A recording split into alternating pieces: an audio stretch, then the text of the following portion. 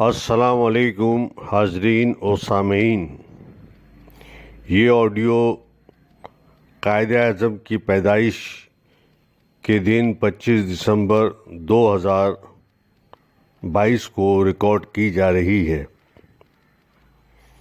یہ audio doctor مبارک علی کی کتاب قائد اعظم کیا تھے کیا نہیں تھے کے مضمون قائد اعظم کی شخصیت سے ماخوذ ہے۔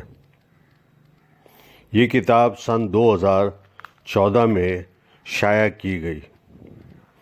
ڈاکٹر مبارک علی لکھتے ہیں، جناح صاحب کی شخصیت میں وہ تمام خوبیاں اور صفات تھی کہ جن کی وجہ سے سیاستدانوں اور مورخوں کے لیے یہ ممکن ہو گیا کہ ان کے گرد افسانوں، کہانیوں اور افواہوں کا ایک حالہ بنا کر انہیں ایک متھ بنا دیا جائے اور انہیں ایک ایسی شخصیت میں تبدیل کر دیں کہ جس کا تعلق حقیقت سے نہ ہو۔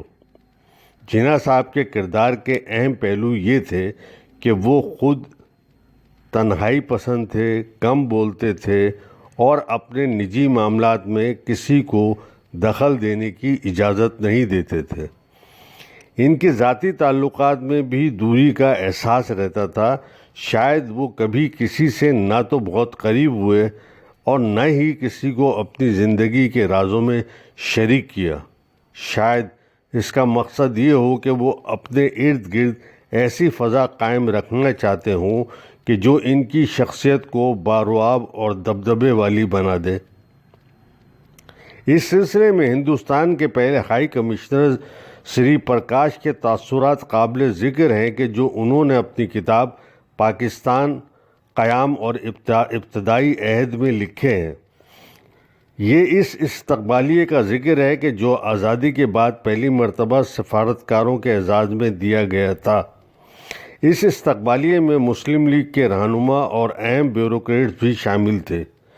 سری پرکاش کا کہنا ہے کہ جناح صاحب دور ایک صوفے پر اکیلے بیٹھے ہوئے تھے اور جن افراد سے انہیں ملنا ہوتا تھا انہیں ایک ایک کر کے بلاتے تھے اور 5 منٹ کی گفتگو کے بعد اسے رخصت کر دیتے تھے۔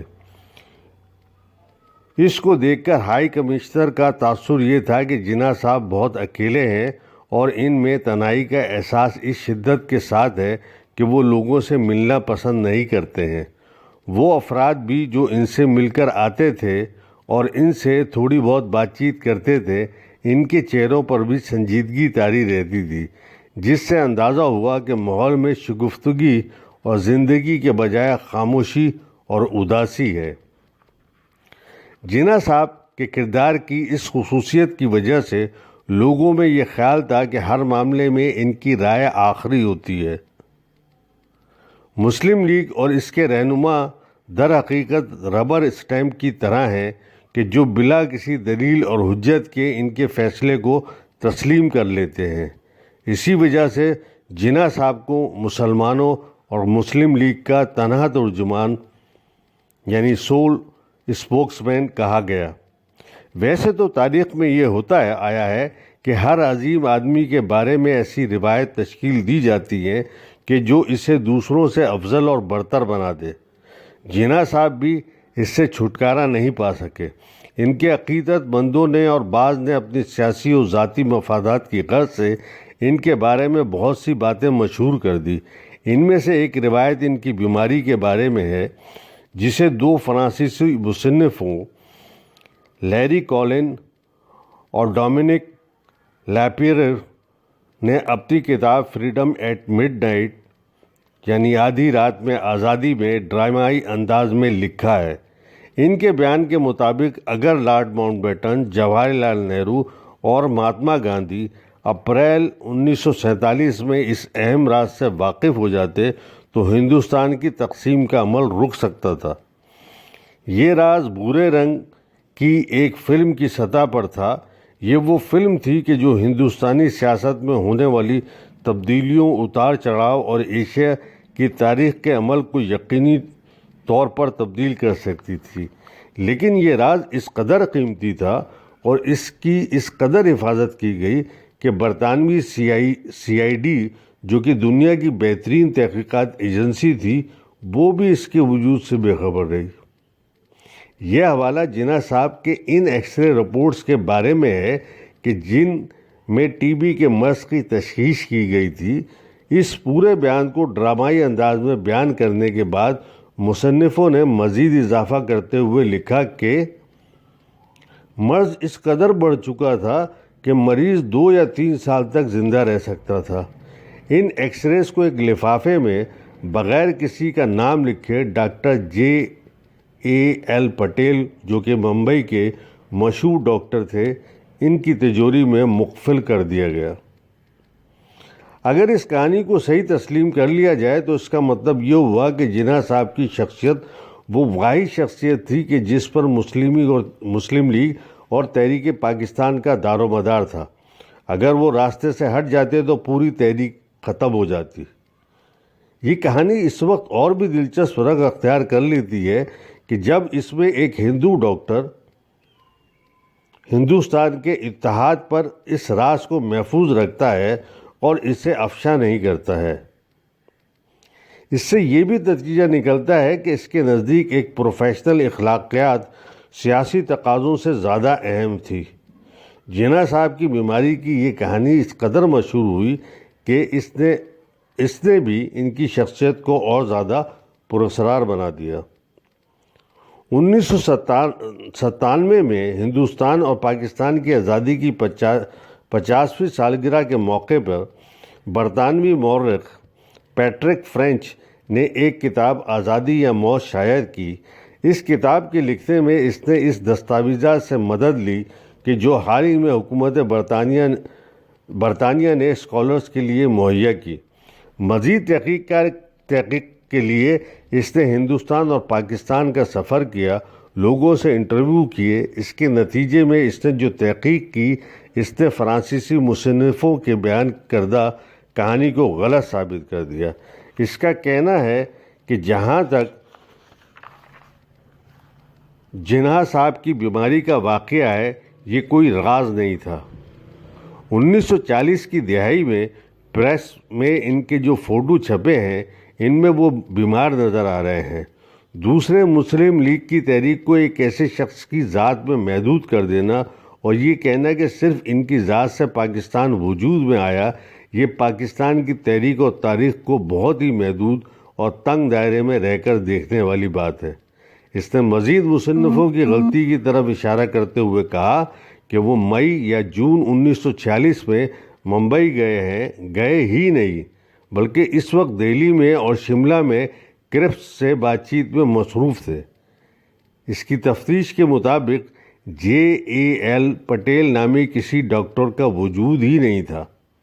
یہ ممکن ہے کہ 1940 میں جناح صاحب تپیدق کے مرض میں مبتلا ہو چکے ہوں، لیکن دستاویزات میں ایسی کوئی شہادت نہیں کہ جو اس تھیوری کو صحیح ثابت کرے۔ لیکن دوسری جانب یہ بھی ایک حقیقت ہے کہ جناح صاحب نے کئی بار اس بات کا اظہار کیا کہ پاکستان کو وجود میں لانے والی ان کی واحد ذات ہے کہ جس کی وجہ سے نئی ریاست کا قیام ممکن ہوا۔ اس ضمن میں انہوں نے کئی بار یہ کہا کہ پاکستان میں نے اور میرے ٹائپ رائٹر نے بنایا ہے۔ اس کی بھی شہادت موجود ہے کہ وہ مسلم لیگ کے رہنماؤں سے خوش نہیں تھے۔ ان کے نزدیک وہ سب کے سب نااہل تھے اور اس قابل نہیں تھے کہ ملک کی باغ دوڑ سنبھال سکیں۔ شاید یہی وجہ ہو کہ جناح صاحب نے اپنی بیماری کے پیش نظر یہ درست سمجھا ہو کہ دیمک زدہ ٹکڑے ٹکڑے پاکستان کو حاصل کر لیا جائے۔ یہ بات آگے چل کر درست بھی ثابت ہوئی، کیونکہ ان کی وفات کے بعد یہ سیاسی رہنما ملک کے مسائل کو حل کرنے میں بری طرح سے ناکام ہو گئے۔ ان رہنماؤں کی ناکامی نے جناح صاحب کی شخصیت کو اور زیادہ ابھارا اور عوام میں یہ تاثر پیدا ہوا کہ اگر جناح صاحب اور زیادہ عرصہ زندہ رہتے تو پاکستان ان حالات و مصائب سے دوچار نہیں ہوتا کہ جو ان کی وفات کے بعد ہوا۔ یہی وجہ ہے کہ قوم نے تو انہیں اس لیے عزت و احترام سے یاد رکھا کہ انہوں نے ان کے حقوق کے تحفظ کے لیے ایک علیحدہ ملک بنایا، مگر حکمران طبقوں نے اپنی نااہلی اور بدعنوانی کو چھپانے کے لیے ان کے نام کو استعمال کیا اور اس وقت یہ حال ہے کہ یونیورسٹیوں، کالجوں، اسپتالوں اور شاہراہوں کے نام ان پر رکھے گئے ہیں۔ پاکستانی شہری کسی شہر میں جائے، کسی شہر کے کسی حصے میں جائے، وہاں اسے جناح صاحب کی موجودگی کا احساس ہوتا ہے۔ نصاب کی کتابوں میں انہیں بطور قائد اعظم پیش کیا جاتا ہے تاکہ نوجوان نسل ان کے کارناموں سے واقف ہو۔ اس ملک کے دانشوروں اسکالرز کے لیے قائد اعظم پر لکھنا ایک انڈسٹری بن گیا ہے۔ ان پر جو بھی لکھا جائے، ایسی کتابوں پر حکومت انعامات و کرامات اور خطابات دیتی ہے۔ یہ کتابیں سرکاری کتب خانوں میں ڈھیروں خریدی جاتی ہیں، جس سے پبلشر اور مصنف دونوں کو فائدہ ہوتا ہے۔ جب ہالی ووڈ میں گاندھی پر فلم بنی تو اس کے جواب میں جناح صاحب پر بھی فلم بنائی گئی، جس پر بے تحاشا پیسہ خرچ ہوا، مگر جو کوئی عالمی شہرت حاصل نہیں کر سکی۔ اب ہر سال 25 دسمبر کو قائد اعظم کی سالگرہ ایک رسم بن گئی ہے کہ جس دن اخبارات اپنے ایڈیشن نکالتے ہیں، سیاستدان بیانات دیتے ہیں، حکمران عوام کی تلقین کرتے ہیں کہ قائد اعظم کے نقش قدم پر چلیں۔